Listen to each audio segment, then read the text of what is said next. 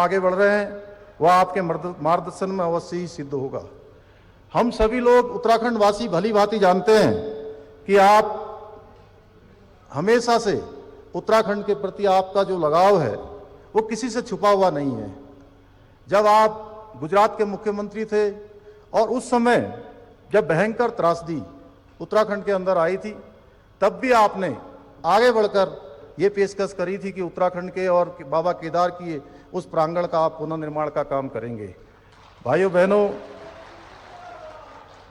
इस दौरान देवभूमि के प्रति दिखाए गए प्रेम और अपनत्व के लिए हम सभी उत्तराखंड वासी आपके आभारी हैं। और प्रधानमंत्री बनने के पास आपने जिस प्रकार से उत्तराखंड को प्राथमिकता दी है वो किसी से छुपा हुआ नहीं है। आज हम 4 धाम ऑल वेदर रोडों की बात करें या ऋषिकेश से कर्णप्रयाग रेल लाइन की बात करें या हमारा ऋषिकेश में चलने वाला एम्स हो या उधम सिंह नगर कुमाऊं मंडल के लिए खुलने वाला नया हमारा एम्स का दूसरा सेंटर हो, सारे के सारे प्रोजेक्ट आपके नेतृत्व और आपके मार्गदर्शन में उत्तराखंड के प्रति जो आपका विशेष लगाव है उसके कारण से लगातार हमको यहाँ पर उत्तराखंड की जनता को मिल रहे हैं। हम जानते हैं आपके इस अप्रतिम स्नेह के लिए सारे उत्तराखंड के वासी हृदय से अनुभूत हैं। आज जहां आपके द्वारा 3400 करोड़ रुपए की योजनाओं का यहाँ पर 2 सड़कों का और जो बहुप्रतीक्षित हमारा केदारनाथ का रोपवे, जिसके बारे में आपने 5 नवंबर 2021 को आपने बाबा केदार की भूमि से कहा था कि आने वाले समय में यात्रियों के लिए केदारनाथ की यात्रा सुगम और सरल होगी और केबल कार से लोग यात्रा कर पाएंगे। आज वो दिन आ गया कि आज आपके हाथों से बाबा केदार की भूमि तक केबल कार से जाने की रोपवे का आज आपने शिलान्यास कर दिया है। उसी प्रकार से गोविंद घाट से लेकर हेमकुंड साहब की यात्रा भी रोपवे से की जाएगी। मैं आपका हार्दिक धन्यवाद देना चाहता हूं। भाइयों बहनों, आज माननीय प्रधानमंत्री जी के नेतृत्व में जिस प्रकार से आज धर्म और संस्कृति का उत्थान का पर्व हम मना रहे हैं, हम किसी से छुपा हुआ नहीं है। आज भारतवासी इस पर्व को मना रहे हैं जहां बाबा केदार के प्रांगण का जिस प्रकार से वो क्षतिग्रस्त होने के बाद आज पुनर्निर्माण का कार्य चल रहा है। आप देख रहे होंगे कि भव्य केदार और दिव्य केदार बनने जा रहा है। वहीं बाबा बद्री विशाल का मास्टर प्लान पर तेजी से काम हो रहा है। इसके साथ साथ मैं थोड़ा और आगे आपको ले जाना चाहता हूं। मैं विद्यार्थी जीवन में लखनऊ में पढ़ता था।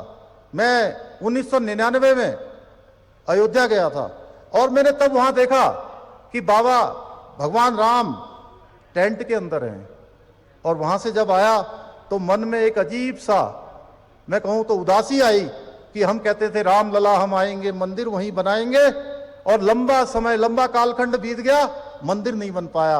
आज अगर भगवान राम के उस प्रांगण में भी भव्य और दिव्य राम का मंदिर बन रहा है, वो जन्मभूमि का स्थान अगर जो है एक विस्तार ले रहा है, एक आकार ले रहा है और दुनिया का बड़ा धार्मिक स्थल बन रहा है, तो आपके नेतृत्व में ही ये संभव हुआ है। इसी प्रकार से मैं काशी गया था 2002 में। तब देखा था मैंने इतना सकरा सा रास्ता होता था उसके मंदिर के अंदर जाने के लिए, और कोई शिव भक्त अगर बाबा को गंगा जी का जल लेकर अर्पित करना चाहता था तो उसको जाने के लिए रास्ता नहीं मिलता था। भाइयों बहनों, अभी मैं काशी गया था पिछले वर्ष दिसंबर में, तब हमने देखा कि अब लाखों लाखों लोगों के लिए और कोई भी शिव भक्त गंगा का जल लेकर भगवान विश्वनाथ जी को चढ़ा सकता है, भगवान जो है भोलेनाथ जी को अर्पित कर सकता है। आप सब लोगों ने देखा कि अभी कुछ दिनों पहले ही आपके द्वारा महाकाल लोक जो पूरे भारतवासियों को समर्पित किया गया, उसका भी एक अलौकिक जो है वहां पर निर्माण कार्य पूरा हो चुका है। इस प्रकार से आज धर्म, संस्कृति और हमारे धार्मिक स्थल आपके नेतृत्व में लगातार उनका एक उत्थान का पर्व चल रहा है। भाइयों बहनों, बड़ी मुझे ये कहते हुए बहुत खुशी हो रही है कि आपने 5 नवंबर 2021 को बाबा केदार की भूमि से कहा था कि आने वाला दशक उत्तराखंड का दशक होगा, 21वीं सदी का तीसरा दशक उत्तराखंड का दशक होगा, और उसकी शुरुआत हो गई। वो कैसी शिव की वाणी थी कि आपके मुंह से निकली, और इस बार की जो हमारी यात्रा हुई है, अभी तक हम 45 लाख यात्री, श्रद्धालु, पर्यटक अभी तक यात्रा कर चुके हैं जो रजिस्टर्ड रूप से आए हैं। इसके साथ साथ इसके साथ साथ जो हमारी कांवड़ यात्रा हुई है, उस कांवड़ यात्रा में भी इस बार सारे पूर्वानुमान टूट गए, सारे रिकॉर्ड टूट गए और इस बार की यात्रा में 4 करोड़ शिव भक्तों ने मां गंगा का जल लेकर अपने अपने स्थानों पर गए हैं। ये हमारा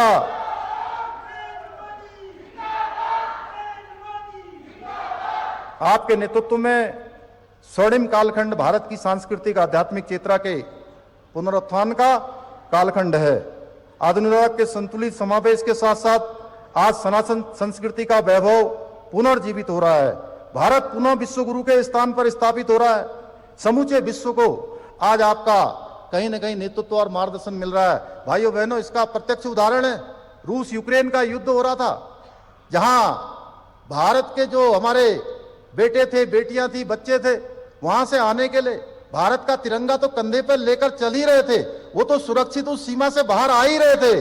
वहीं ऐसे देश जो हमको फूटी आंख नहीं सुहाते, हमको पसंद भी नहीं करते हैं, उन देशों के बच्चे भी यूक्रेन की सीमा से बाहर आने के लिए भारत का तिरंगा लेकर बाहर आ रहे थे।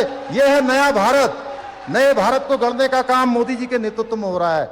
हम एक श्रेष्ठ भारत, आपने जो एक भारत श्रेष्ठ भारत की कल्पना की है, आज पूरे विश्व के अंदर भारत का मान सम्मान और स्वाभिमान बढ़ाने का काम आपके नेतृत्व में हो रहा है।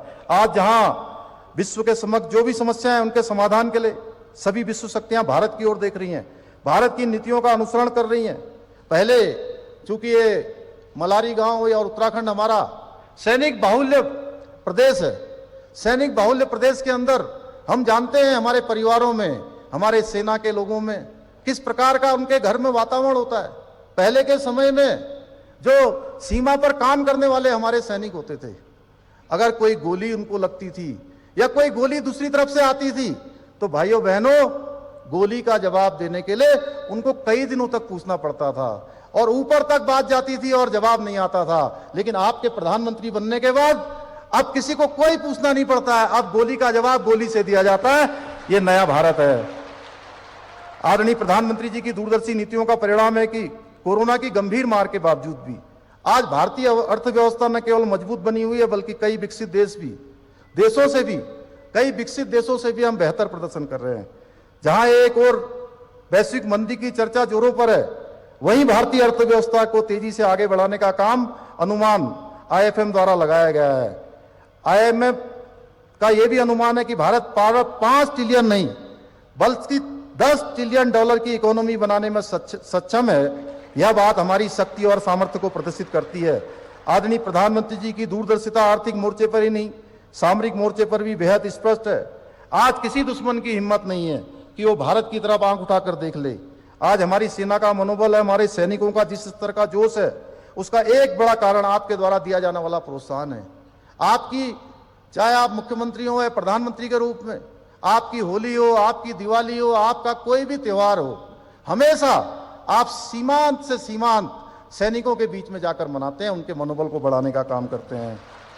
जहां एक और सेना आधुनिक हथियारों से संपन्न हो रही है, सैनिकों को बेहतर सुविधाएं मिल रही हैं, वहीं दूसरी ओर रक्षा क्षेत्र में भी धीरे धीरे भारत अब केवल आयातक की भूमिका में नहीं, बल्कि आने वाले सालों में निर्यातक की भूमिका में जाने वाला है। गांधीनगर में आयोजित डिफेंस एक्सपो में प्रमाणित करता है कि इस क्षेत्र में भारत का भविष्य कितना उज्जवल है। आपके द्वारा किए जा रहे सेना के इस सशक्तिकरण से हमारा उत्तराखंड सर्वाधिक लाभान्वित हुआ है। आज सेना में अपनी सेवा दे रहा देवभूमि का प्रत्येक जवान इस बात से निश्चिंत है कि उसका परिवार का ख्याल रखने के लिए देश व प्रदेश में आपके नेतृत्व में, आपके मार्गदर्शन में डबल इंजन की राष्ट्रवादी सरकारें काम कर रही है। आदरणीय प्रधानमंत्री जी का जो कथन है 21वीं सदी का तीसरा दशक उत्तराखंड का दशक होगा, हमें एक नई ऊर्जा और नया उत्साह हमारे अंदर भरता है। आपका यह विश्वास हर उत्तराखंड वासी का सम्मान है। एक तरफ जहां आज हमें ये गर्व की अनुभूति कराता है, वहीं दूसरी तरफ हमें अपने कर्तव्यों का भी बोध कराता है। जो भी हमसे अपेक्षाएं, आज रोजगार के क्षेत्र में भी हमने जितनी भी हमारे यहाँ परीक्षाएं होनी है, कुछ बीच में विलंब हुआ, लेकिन उन विलंबों को छोड़कर हमने लोक सेवा आयोग से सारी 7,000 जो भर्तियां होनी थी तत्काल, उन भर्तियों को करने का हमने संकल्प लिया है। उसका कैलेंडर जारी कर दिया है। दिसंबर माह तक सारी भर्तियां कर देंगे। उसके अलावा 19,000 भर्तियां जो आपने 10 लाख लोगों को पूरे देश के अंदर रोजगार देने का संकल्प लिया है, उसमें उत्तराखंड की भी जो भूमिका होगी, हम एक कदम आगे बढ़कर उसको पूरा करने का काम करेंगे। 19,000 भर्तियों को भी जल्दी ही निकालेंगे और अगले 1 वर्ष के अंदर इन सभी रिक्त पदों पर हम भर्ती की प्रक्रिया पूरी कर देंगे। आदरणीय प्रधानमंत्री जी के विजन के अनुरूप हम राज्य के विकास और कल्याण के लिए पूरी निष्ठा के साथ कार्य करने के लिए संकल्पबद्ध हैं। हमने राज्य को 2025 तक हर क्षेत्र में, जब हमारे राज्य का स्थापना का 25 साल पूरा होगा, हम रजत जयंती वर्ष मना रहे होंगे, उस समय विकल्प रहित संकल्प को लेकर हर क्षेत्र में हम हिंदुस्तान के श्रेष्ठ राज्यों में शामिल हों, ये संकल्प लेकर हम आगे बढ़ रहे हैं। मुझे पूरा विश्वास है इस लक्ष्य की प्राप्ति के लिए हम पूर्व की भांति भविष्य में भी आपका जहां मार्गदर्शन और आपका सहयोग पूरी तरह से प्राप्त होता रहा है, वो हमें मिलता रहेगा। एक बार मैं फिर पूरे उत्तराखंड